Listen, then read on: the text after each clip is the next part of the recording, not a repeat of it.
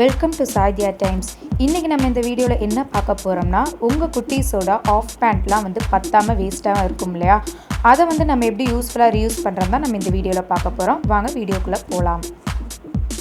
இப்போது நான் இந்த பேண்ட் எடுத்துகிட்டு இதில் வந்து நான் ஒன் பார்ட் மட்டும்தான் நான் எடுத்துக்க போகிறேன். ஒன் சைட் மட்டும்தான் நான் யூஸ் பண்ணிக்க போகிறேன். இப்போது இந்த ஜிப்பு இருக்குங்க இல்லையா, இந்த பார்ட்டை விட்டுட்டு கொஞ்சம் தள்ளியே வந்து ஸ்கேல் வச்சு நான் வந்து ஒரு லைன் ட்ரா பண்ணிக்கிறேன். இந்த மாதிரி ட்ரா பண்ணிவிட்டு நான் ட்ரா பண்ணியிருக்கேங்க இல்லையா, அது மேலேயே நான் வந்துட்டு கட் பண்ணி எடுத்துக்கிறேன். இந்த மாதிரி கட் பண்ணி எடுத்துக்கோங்க. அதே மாதிரியும் டாப்லேயும் நான் கட் பண்ணி எடுத்துக்கிறேன். கட் பண்ணி முடிச்சோன்னா உங்களுக்கு இந்த மாதிரி வந்து பீஸ் கிடச்சிரும். இப்போது நான் இந்த பீஸை வந்துட்டு இந்த மாதிரி நான் வந்து ஓப்பன் பண்ணி எடுத்துக்கிறேன். எடுத்துகிட்டு இதோட டாப் போர்ஷன் இருக்குங்க இல்லையா, அதில் வந்து 1 இன்ச் அளவுக்கு வந்துட்டு உள் சைடில் வந்துட்டு இந்த மாதிரி மடக்கி ஸ்டிச்சிங் போட்டுக்கோங்க. உங்கள்கிட்ட மிஷின் இருக்குன்னா நீங்கள் வந்து மிஷினில் ஸ்டிச்சிங் போட்டுக்கலாம். இல்லை எனக்கு வந்து ஸ்டிச்சிங் தெரியாதுன்னா கையாலேயே கூட ஸ்டிச்சிங் போட்டுக்கலாம். அது உங்களோட சாய்ஸ். எனக்கு வந்து இந்த பேண்ட்டில் வந்து டாப்பில் கொஞ்சம் மேலேயே வந்து பேக்கெட் வந்திருக்கனால நான் 1 இன்ச் மட்டும்தான் நான் வந்து அந்த கிளாத்தை வந்து மடக்கியிருக்கேன்.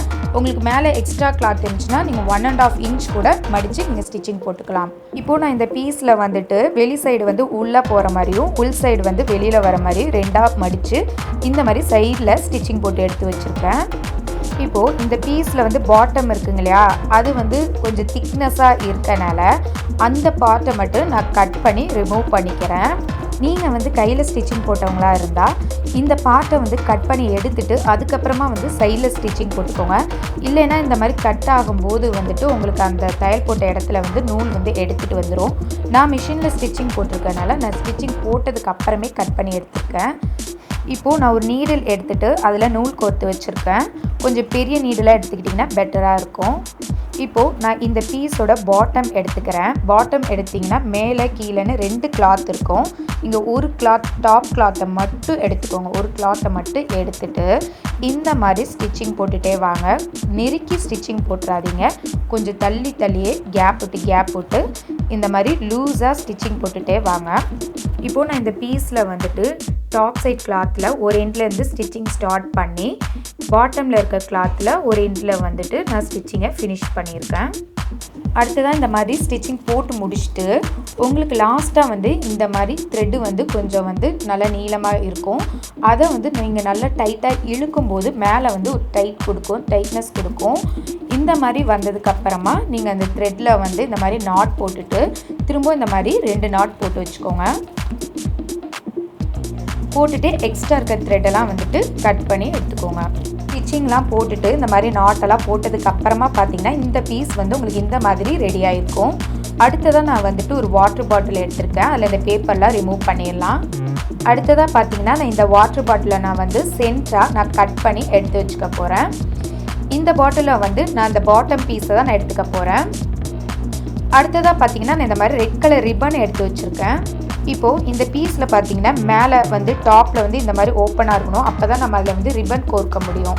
ஸோ அந்த 1 இன்ச் அளவுக்கு விட்டுட்டு கீழே இருந்து தான் நீங்கள் ஸ்டிச்சிங் போட ஸ்டார்ட் பண்ணியிருக்கணும். அதை வந்து ஸ்டார்டிங்லேயே பார்த்துக்கோங்க. இப்போ நான் ஒரு நீடில் வந்து இந்த ரிப்பனை வந்து நான் கோர்த்தே எடுத்து வச்சுட்டேன். நான் க்ரீன் கலர் பேண்ட்டுங்கிறனால நான் ரெட் கலர் எடுத்து வச்சுருக்கேன். உங்களுக்கு எந்த கலர் ரிப்பன் இருக்கோ அதை நீங்கள் யூஸ் பண்ணிக்கலாம். இப்போது நம்ம வந்து மேலே 1 இன்ச் வந்து மடக்கி தைச்சிருந்தோம் இல்லையா, அதில் வந்துட்டு நான் இப்போ இந்த ரிப்பனை வந்து ஃபுல்லாக கோர்த்துட்டு வர போகிறேன். ஓகே, இப்போ நம்ம ஃபுல்லாக கோர்த்து முடிச்சாச்சு. அடுத்ததாக என்ன பண்ண போகிறோம்னா, இப்போ உள் பக்கம் வெளியில் வர மாதிரி, அதாவது நல்ல பக்கம் வந்து வெளியில் வர மாதிரி இந்த மாதிரி எடுத்துக்கலாம். எடுத்துட்டா இந்த மாதிரி வந்து நம்மளுக்கு பீஸ் ரெடி ஆயிரும்.